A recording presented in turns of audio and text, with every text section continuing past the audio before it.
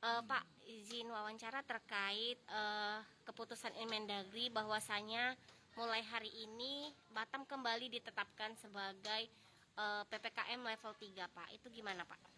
Ya, pertama yang paling penting saya sampaikan bahwa kasus konfirmasi kita dalam 1 minggu terakhir ini relatif tinggi,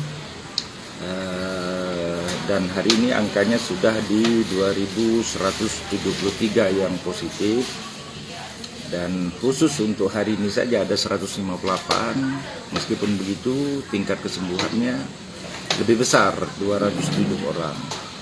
Nah, yang membuat kita turun level itu karena kasus konfirmasi yang tinggi, kemudian tingkat bed occupancy rate, tingkat keterhunian rumah sakit yang juga tinggi. Ya, kalau positifnya tinggi, otomatis tingkat hunian di rumah sakit tinggi.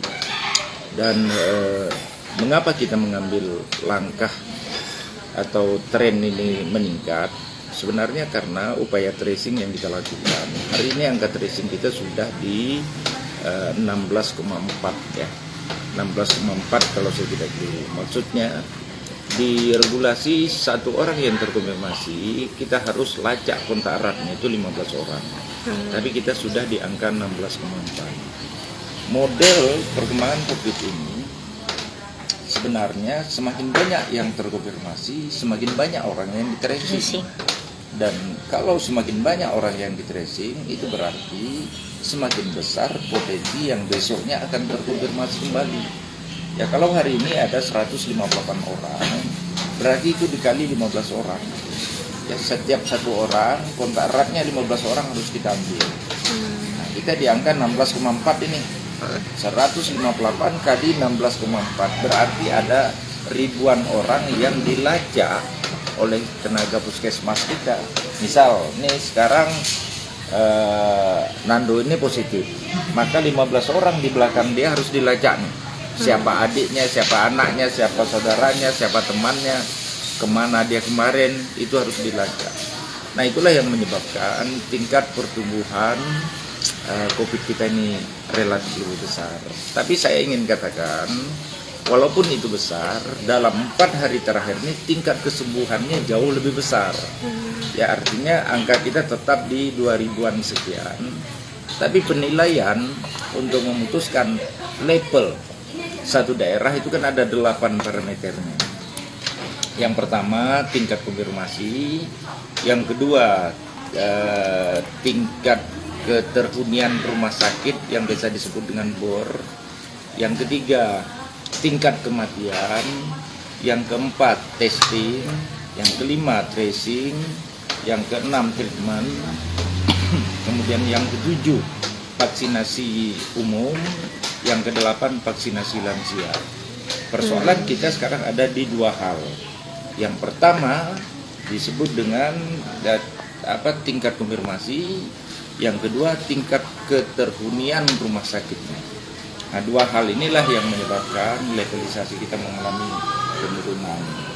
Yang saya ingin sampaikan kepada seluruh warga Batam, mari kita bantu pemerintah dan diri kita sendiri dengan cara, ya, pertama tetap patuhi protokol kesehatan. Protokol kesehatan itu 5M, memakai masker, menjaga jarak, mengurangi mobilitas, kalau tidak perlu mencuci tangan, dan menghindari kerumunan. Ada 5, kalau 5 ini tidak dapat dipenuhi, sekurang-kurangnya 1M aja, memakai masker. Kemudian yang kedua, ya, kita bantu untuk melakukan percepatan vaksinasi. Ya, alhamdulillah untuk vaksinasi di tahap 1, vaksinasi umum kita sudah berada pada 114%, ya. Lebih dari 100%, karena warga kita yang memiliki NIK Batam tapi ada di luar daerah automatically masuk atau terinput sebagai masyarakat Batam, sehingga angkanya itu sudah di 114%. Tapi vaksinasi untuk tingkat lansia, ya, vaksinasi kedua nih untuk tingkat lansia ini perlu lebih kita percepat. Kalau saya tidak salah sekarang di angka 74%. Dan yang tidak kalah pentingnya adalah vaksinasi booster yang sudah cukup 6 bulan pasca vaksinasi kedua itu harus dipacu lagi.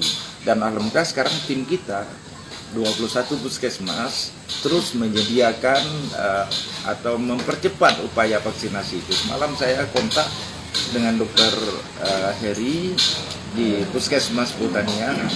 Mereka sudah setiap hari itu menginput terus. Saya pikir rekan-rekan puskesmas yang lain sama sejalan dengan itu. Itu penjelasannya.